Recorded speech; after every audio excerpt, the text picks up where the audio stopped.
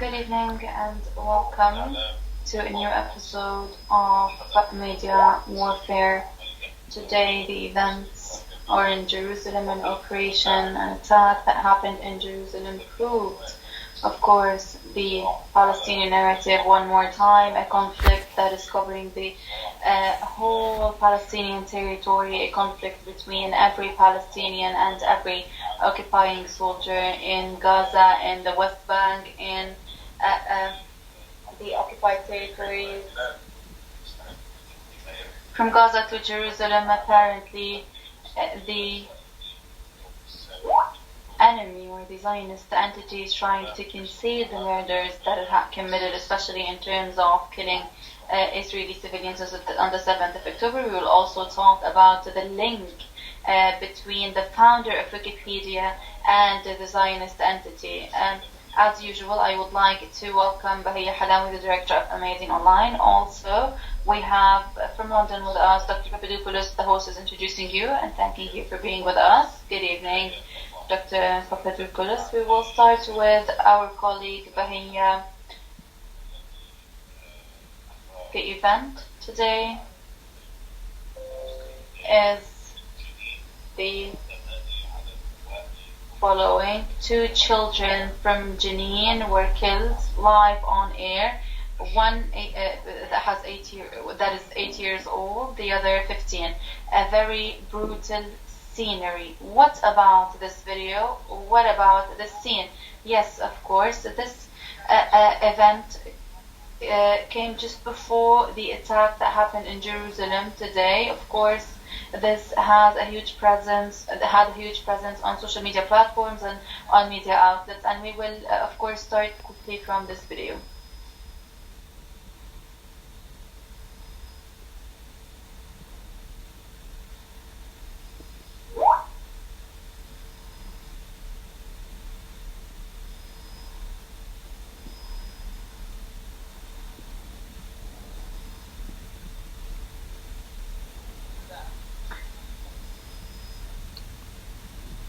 In this video, we can see the 2 Palestinian children being killed in Jenin, and as we said, this came just before the attack in Jerusalem, and of course the operation in Jerusalem came in response to this murderer act against civilians in Gaza and West Bank and all over the Palestinian territories. What we want to focus on, Kamal, is the following. The attack in Jerusalem today came to prove that the conflict, the Israeli-Palestinian conflict, is covering the whole territories of Palestine, unlike what the Israeli and Western media machine tried to promote. They tried to, of course, promote misleading information and to promote a certain context, an untrue one, saying that the conflict is between Hamas and Israel or between Gaza and Israel, not, of course, the other,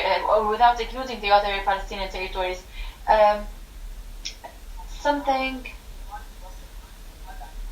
that we saw today is the fact that one of the victims or the targets of the attacks in Jerusalem is a rabbi, an extremist one, a very extremist one who supports the Greater Israel project. He is a very extremist person.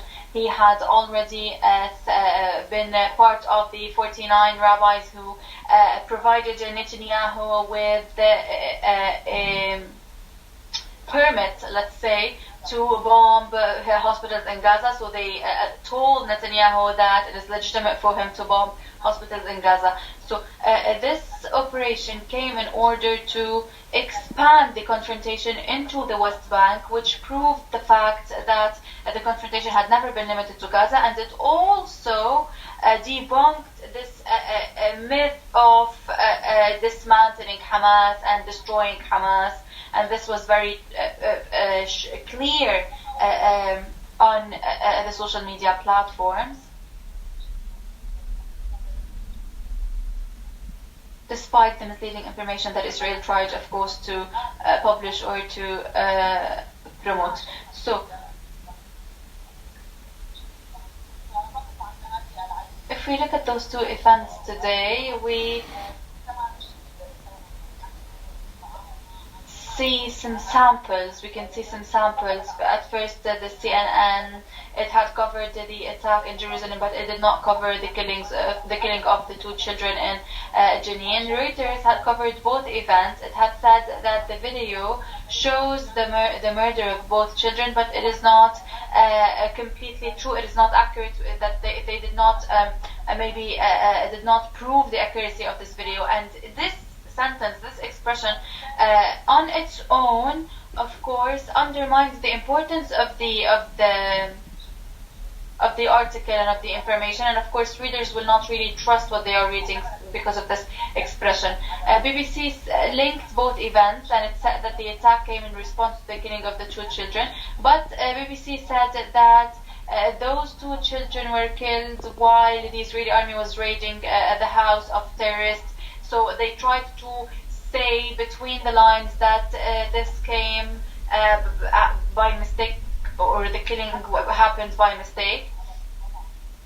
New York Times also talked about the attack in Jerusalem, or the operation in Jerusalem, but it had,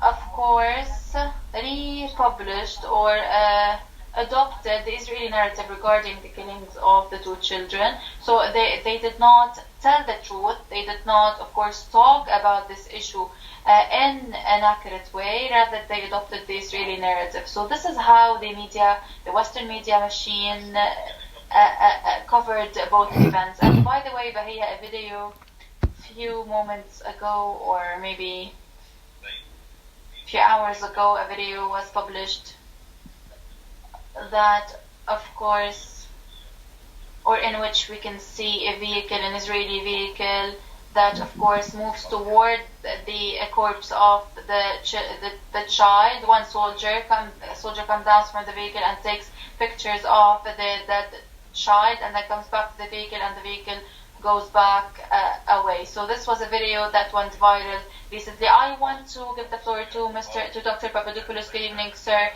The videos where we see 2 children being killed in Jenin refugee camp. This is a brutal image, a brutal video, and it raises a lot of questions. If those were non-Palestinian children, maybe British children from London or from the US being killed on the street, what would have happened? And here I would like to cite the representative of Russia in the UN. He said that the problem is that you are dealing with Palestinians as people who are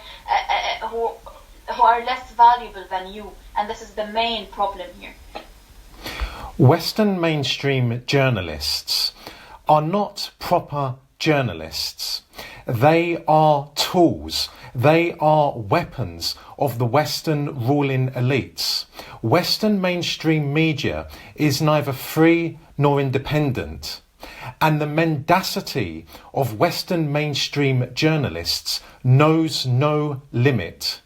They lie, they distort, they conceal, they dilute, and they invert. They are not simply liars, but rather they are pathological liars. They care nothing for the truth. They care nothing for the principles, the fundamental tenets of journalism. Their job is to promote the Western official narrative, whether it concerns the Palestinians or whether it concerns Ukraine. Their job is to promote Western propaganda. And on top of that, their other job is to conceal the horrors that the allies of the Western ruling elites commit, be it the Israelis against the Palestinians or the Ukrainian government against the Ukrainian population. So that is what the world is subjected to. Western mainstream media is a malignant cancer.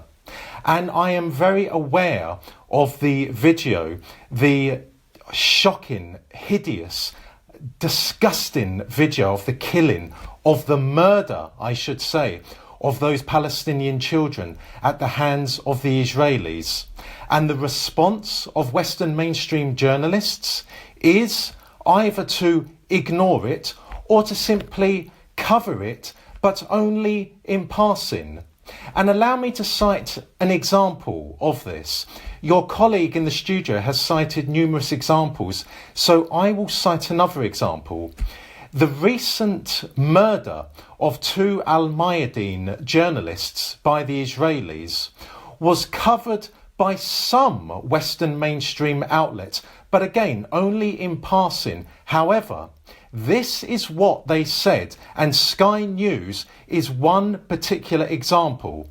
So Sky News referred to the deaths of the two Mayadeen journalists, but they added this. The two journalists killed worked for Mayadeen, which is connected to Hezbollah. Now, reading in between the lines, that is psychological warfare. That is subliminal propaganda. Because what Sky News is attempting to say to people reading that is this. Mayadeen journalists are connected to, in quotation marks, a terrorist group. Therefore, they deserved what they got at the hands of the Israelis. How sickening, how low, how unforgivable is Western mainstream media. But alas, they have all the money in the world behind them to promote lies and to cover mass murder. I'm sorry to interrupt you here.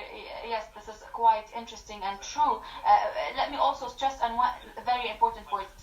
Since the 7th of October, those traditional media outlets are concealing information, lying, and also hiding the truth. And as you said, when the two journalists of Mayadeen were killed, they adopted the same approach and they extended the same approach. Now we will go to another title, another thematic of the media warfare. Why did Israel decide to bury the cars that burned on the 7th of October? We will try to find answers to this question with our guests and with Bahia Halawi. Bahia, why did Israel decide to bury those cars? Of course, this act led to a lot of questions. Those cars burnt during the morning of the 7th of October, so at the beginning of the attack, and of course after all of the reports that stated that Israel is responsible for the killing of the majority of the settlers who died on the 7th of October, the destruction of many houses, and also the burning of many cars. And this is what Max Blumenthal, a journalist, had said on his platform. On X, Max said, as evidence of friendly fire killings on October 7th mounts, Israel plans to bury cars containing important forensic evidence which were burned in southern Gaza. It will shred the cars completely before burying them to be as environment friendly as possible. And he included this expression between brackets. So they are trying to include this stupid approach, and they are trying to sound as, of course, trying to protect the environment. They have, of course, neglected the fact that those cars have, of course, forensic evidence, and they did not, of course, published the results of the investigations, if ever an investigation happened, of course, to the audience. Also, an Israeli source, Jerusalem Post, said that there were recommendations about burying cars, burnt cars that may include corpses. So those cars with ashes and blood and maybe also dismembered bodies will be buried without being, of course, monitored or without being subjected to investigations. And they said that after, of course, cooperating with rabbis, those vehicles will be burnt in mass graves. So they are trying to bury evidence, literally. But now, Bahia, today, it is clear, it is proved that Israel had attacked its own settlers, its own citizens on the 7th of October due to the confusion of the soldier. Yes, we have talked about this several times before during our episodes, but I will focus a little bit on the comments of Max Blumenthal, because, of course, he highlighted this issue in the shadow of reports and investigations with that of course was done by the Israeli police and also by the Israeli army. The Israeli drones, Israeli fighter jets were the ones who attacked the settlers that were participating to the Nova festival beside Gaza. So the police, the Israeli police, investigated with of course survivors from the festival, from of course soldiers and also from police officers. So they have compared the evidence and they have also focused on the burnt cars. And they found out that the burnt cars, the burnt corpses were burned due to the use of Israeli arms.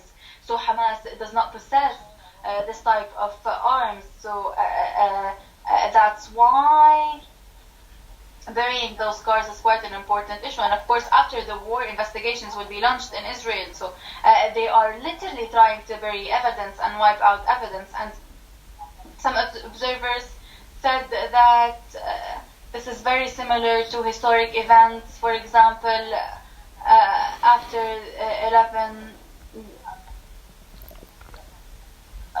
9/11, there were also similar events where the authorities tried to conceal evidence.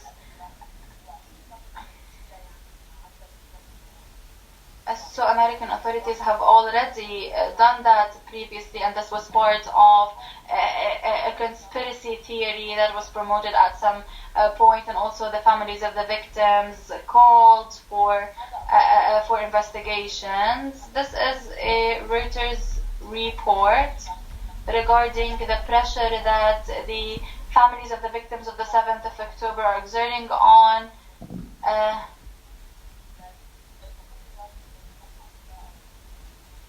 the authorities in order to investigate lost evidence. So they are also pressuring not only the Israeli authorities but also the FBI to investigate lost evidence. So these conclusions are not only, of course, being reached by party or by sides who opposes Israel, but also by Israelis.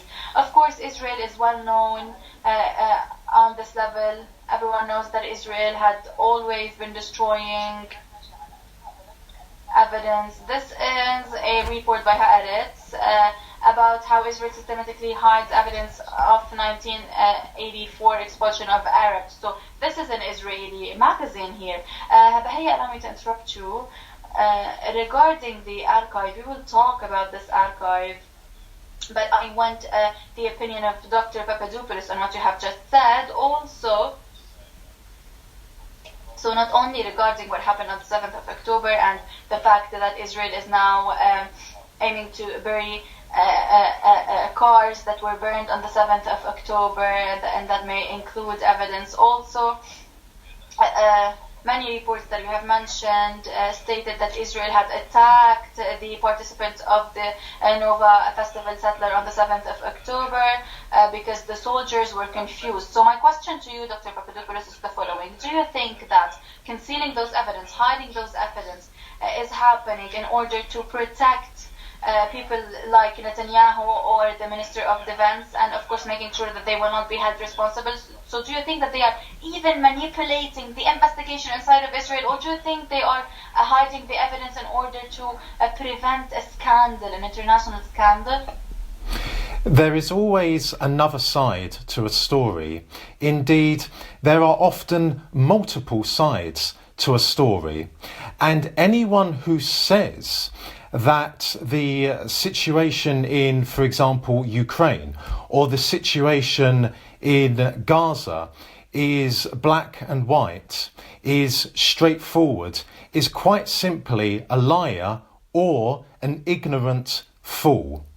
And when it comes to allegations made by the Israelis, for instance, I believe we should approach this as a court of law would.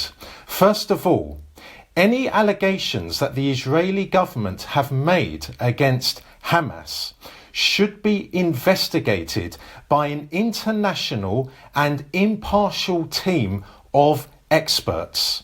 These experts should be allowed to have complete and utter access to all evidence that the Israeli side has accumulated against Hamas. If that is not going to happen because the Israeli government will not permit it, then quite frankly, we can cast an enormous amount of suspicion over the version of events by the Israeli government. I am not going to sit here in my chair in London and say that I know everything that happened on that day a few weeks ago, because that would simply be a foolhardy comment for me to make.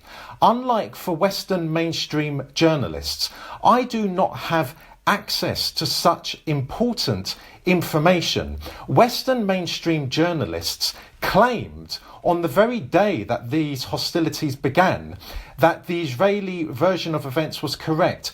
Well, how on earth did they know that after just a few hours without having even investigated it? In regard to claims that the Israeli government are concealing evidence or destroying evidence, well, of course, is it conceivable? Yes, it is conceivable. We know that Netanyahu is under enormous pressure at home in Israel. He has very serious corruption charges levelled against him. He's also overseeing extremely controversial judicial reforms.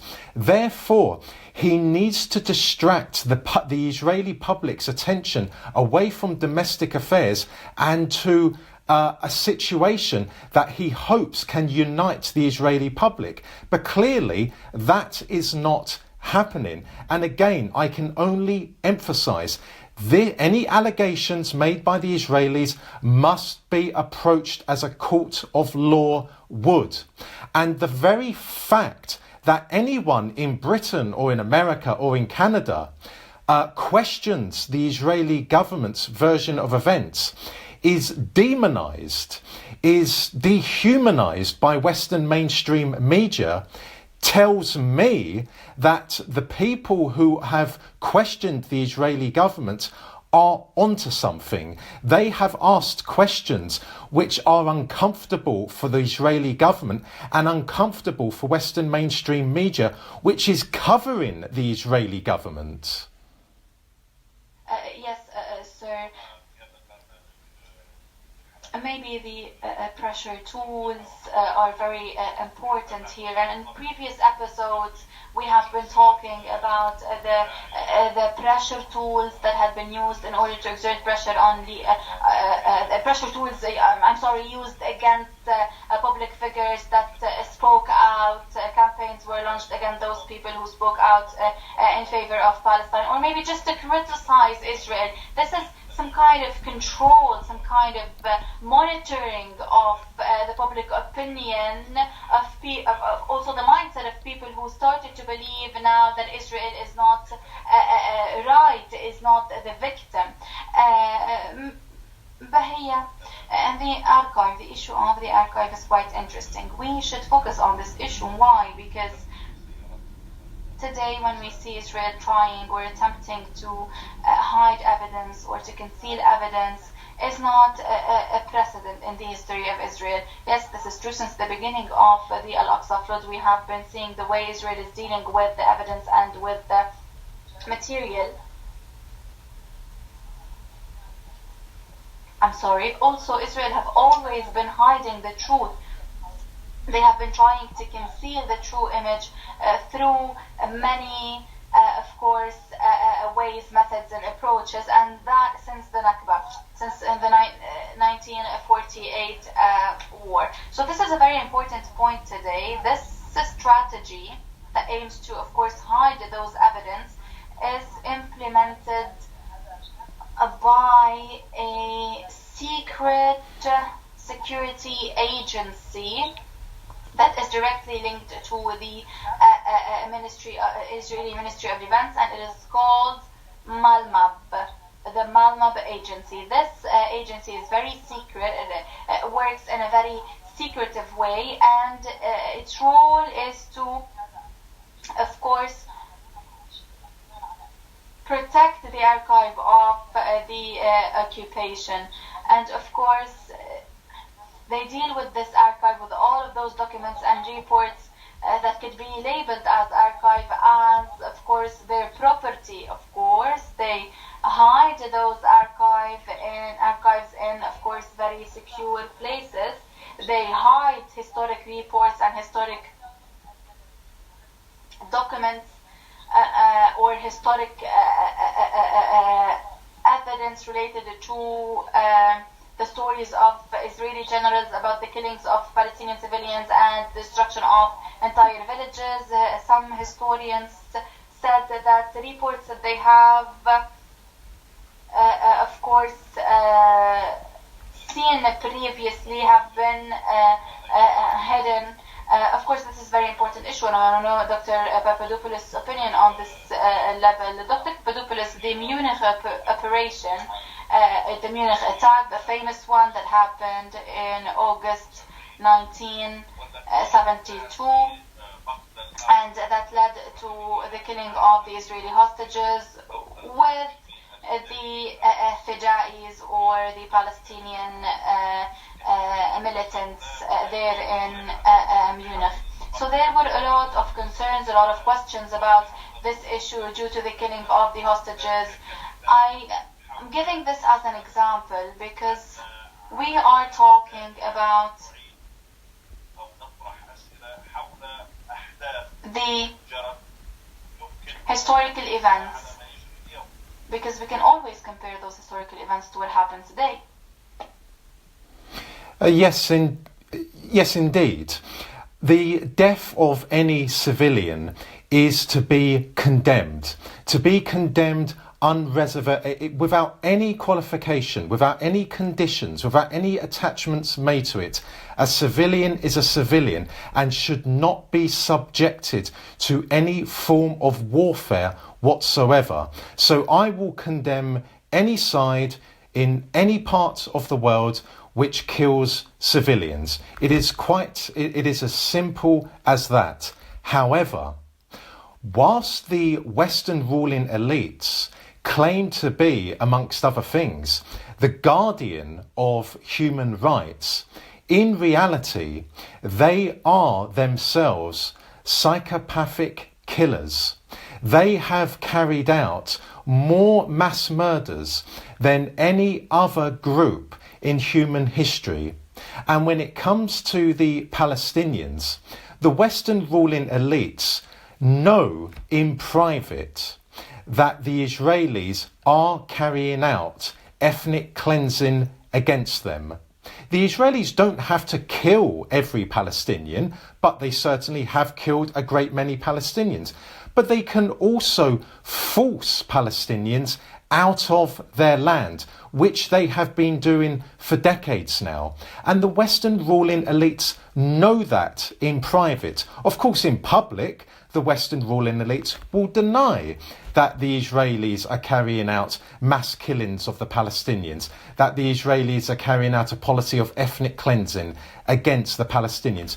The Western ruling elites have to say that in order to preserve the illusion which they have constructed about themselves that they are the defenders of human rights. But in private, they say to the Israelis, do whatever you want, provided that action ensures that Israel remains strong, because a strong Israel means a strong America and Britain in the Middle East.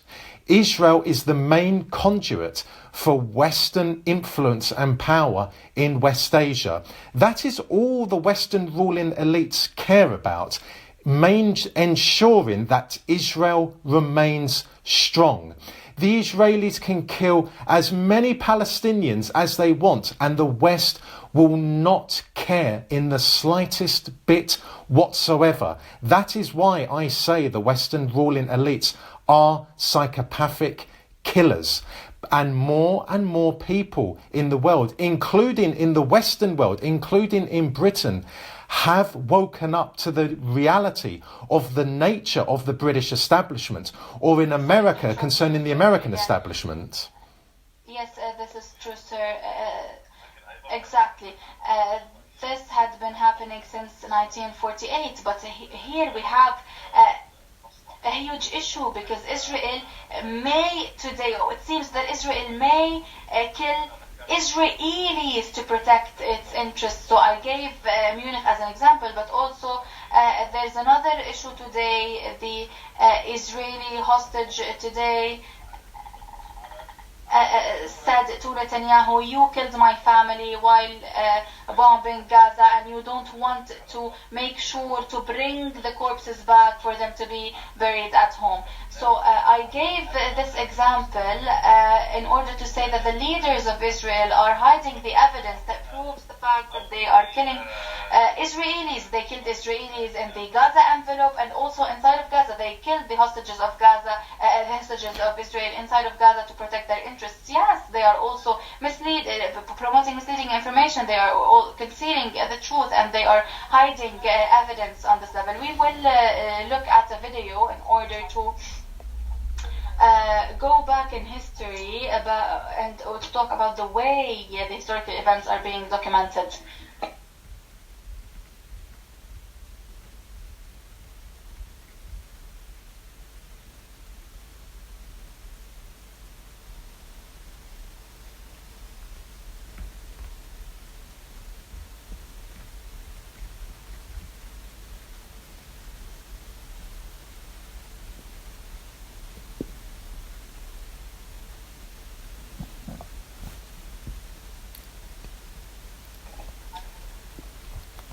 So he's saying that the victorious one is the one who writes the history, but Elon Musk said that this is not true. Maybe the one who have enough resources and enough means in order to write things on Wikipedia or publish things on social media is the one who is capable, of course, of writing the history. We talked about Wikipedia, and we will talk about the founder of this platform. During the previous episodes, we talked about the role of Wikipedia, how, of course, it plays a role in impacting the narrative. We also looked at pages or articles who were published just after the 7th of October, and how all of this content was pro-Israel, pro-Western narrative. They, of course, were very pro-Israel. Today we will try to focus on the relation between the founder of Wikimedia, not Wikipedia, and Israel. Wikimedia is an international movement that had formed Wikipedia, Wikibooks, Wiktionary, of course, and other many platforms. So Wikimedia is maybe the founding organization that, of course, established all of those platforms that publish articles, books, many type of content. So all of those platforms were formed and launched by Wikimedia. Why do we focus on this point? Because the founder of Wikimedia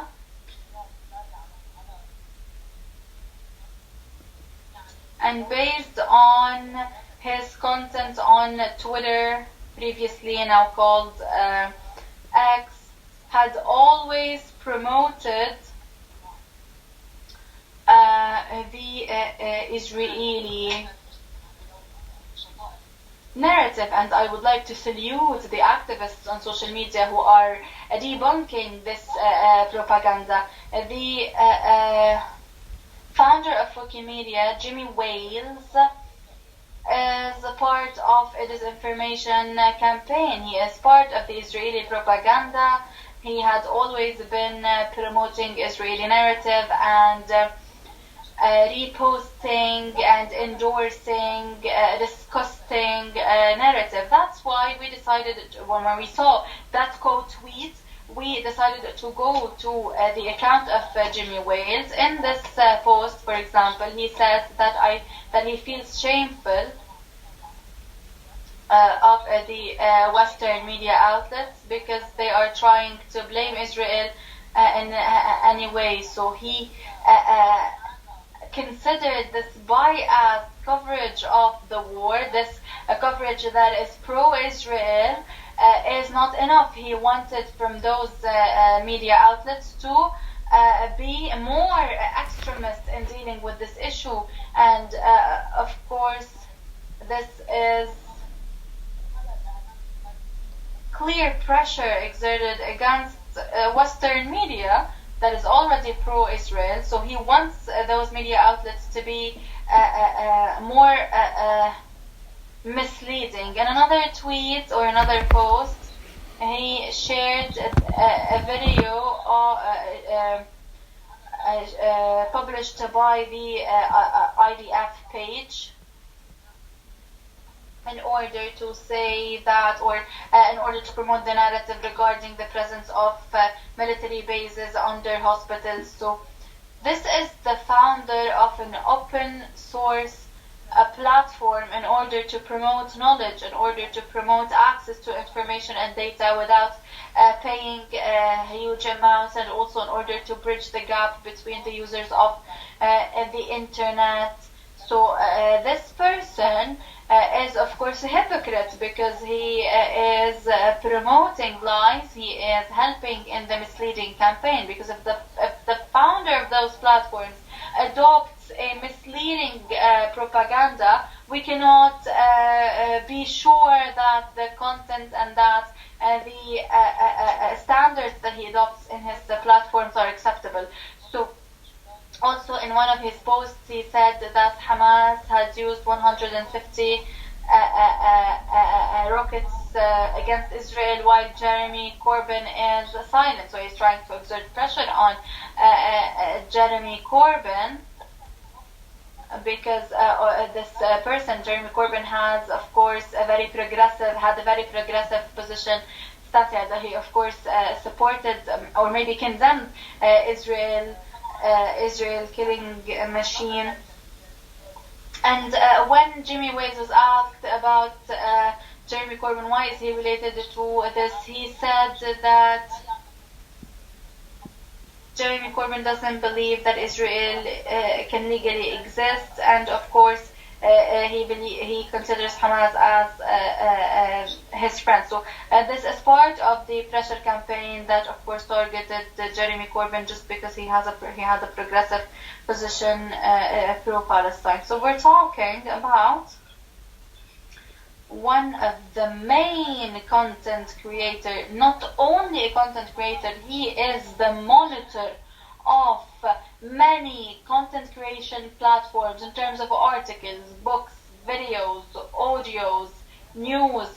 So this is someone who can monitor and control platforms, open source platforms that allow people to of course share information freely. The problem, Bahia, maybe is that some publishers, some writers, some observers in the Arab world count on those sources, count on those platforms while addressing the Arab audience, and they face a lot of problems due to that. They do a lot of mistakes due to that, because some observers, some analysts who base their analysis on information published on Wikipedia or on other similar platforms in order to analyze the conflict could of course be promoting misleading information but without knowing that. I think that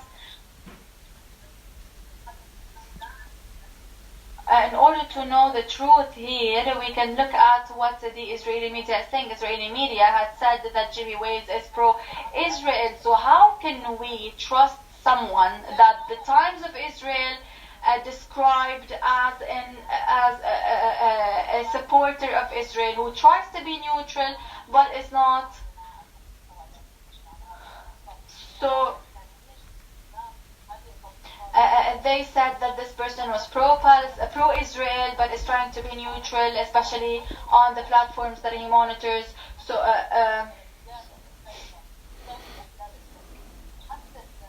also, let's not forget the fact that the workshops and conferences or maybe trainings were held in Israel in order to train settlers on how to use social media. Yes, we have talked about this. We have talked about the role that Naftali Bennett played on this level, especially in terms of the content creation. I want to ask Dr. Papadopoulos, despite the fact that the content creation is quite controlled by one side, and also despite the fact that pro-Israel narratives, pro-America narratives have been, of course, promoted, as we said, narratives that justify crimes and that, of course, lie about crimes. Despite all of this, we are seeing some kind of transformation amidst the Western communities, especially in the US. Dr. Papadopoulos, what makes this transformation a reality, a fact, a maintained one, a sustainable one, just like we saw during the last days? Especially that, as we said, there's a control in terms of content that is being published all over media platforms that people and elites count on in order to build their stances in terms of political issues.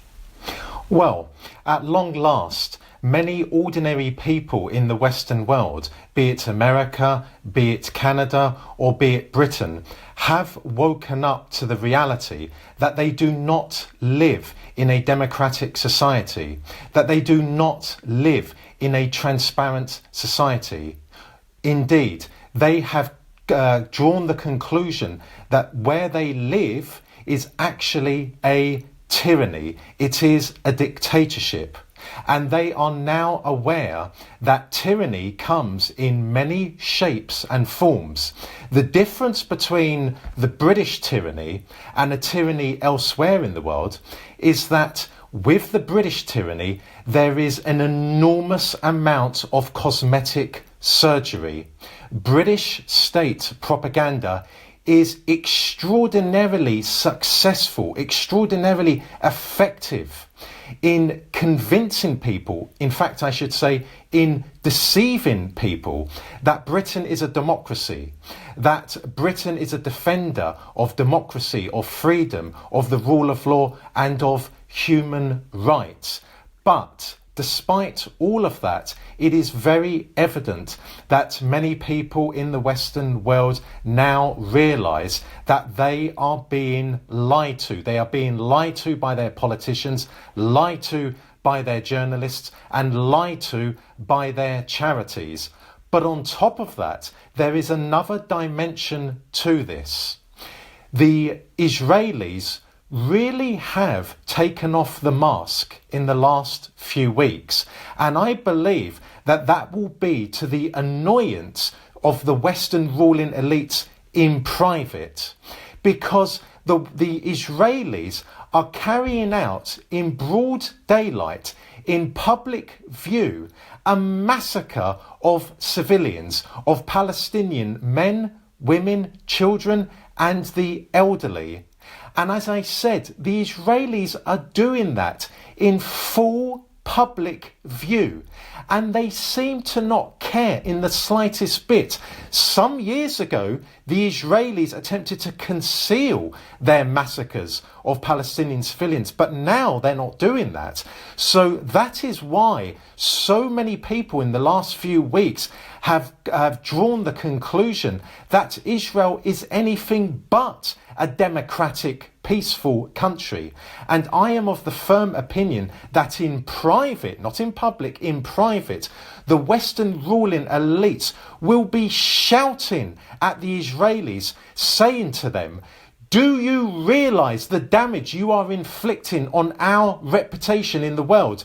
We, the West, have a reputation as the defenders of democracy, freedom and human rights. And here you are, one of our allies, carrying out in broad daylight a massacre of civilians. You must stop doing this in public. If you want to do it privately, secretly, do it. But you cannot keep on doing this in broad daylight. So that is something we won't hear about from Western mainstream media, because Western mainstream media is just a tool of the Western ruling elite. But I am absolutely certain in private, the Americans and the British will be furious, will be livid with the Israelis, because, as I said, the Israelis are murdering men, women, children and elderly in full view of the rest of the world, and that is inflicting a lot of damage on the West's reputation. I'm sorry to interrupt you again, sir, but the amount of atrocities is today unbearable, and they cannot hide it, they cannot conceal it. It's quite impossible to do so. And also, the leaders today of Israel and of the Western worlds are quite different today.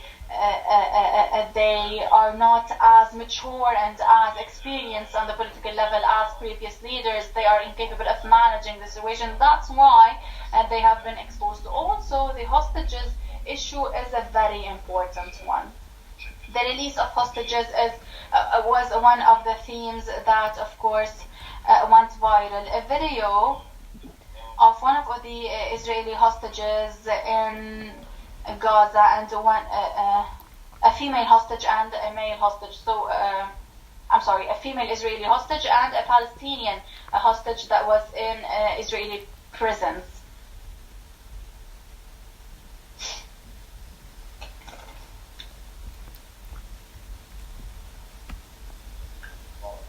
So the comparison between the two videos is quite clear, and these are not the only videos that we can see, but this was quite a clear example. And every time the resistance releases a video regarding the hostages, and every time we see new Palestinian prisoners coming out from Israeli prisons, we can see the same comparison. So the same scene, but in different contexts. The same elements but with different people, and those videos are going viral. Of course, people are commenting on this because those videos have a lot of indications that, of course, should be highlighted. Before commenting on the differences between both videos, I just want to focus on the child, the Palestinian child. We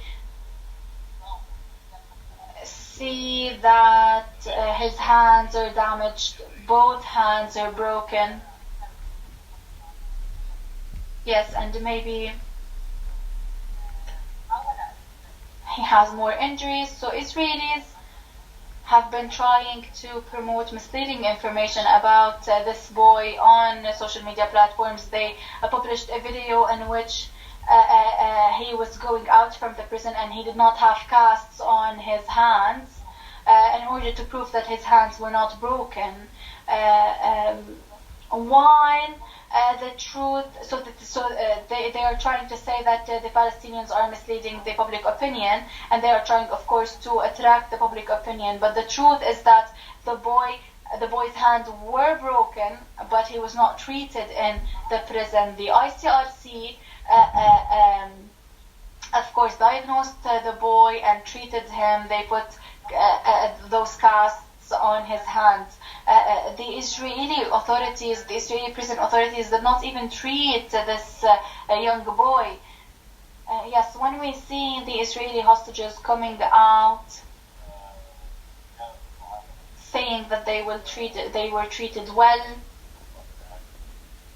that the resistance was providing medical treatment, that they were kept in safe places, they come out smiling, they say bye, they wave back at the militants of the resistance. And also, let's not forget the message that was written by one of the hostages. She thanked the resistance for taking care of her daughter. While if we look at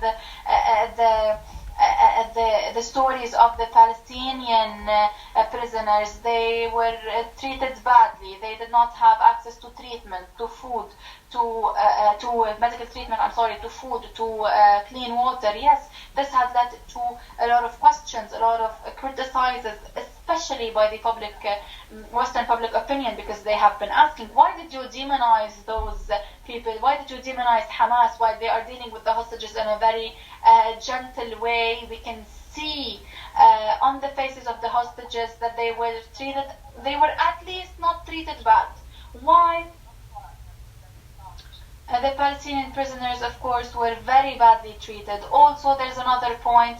Israel said that Hamas is not welcomed in the West Bank. Why? Today, on the international level, Hamas is trying to promote a humanitarian image. Hamas is now, of course, being seen as a fair resistance group, a just resistance group. Yes, so Dr. Papadopoulos, I want to conclude our discussion with you. What we have been saying and what the world have been saying, this comparison that could be done by anyone, by any neutral person, anyone can say that Palestinians are decent human beings. They are dealing with hostages in a decent way, in a humane way, while the Israeli state had dealt with the prisoners as a gang that took hostages in order to torture them. So how can you briefly analyze those images and compare between them?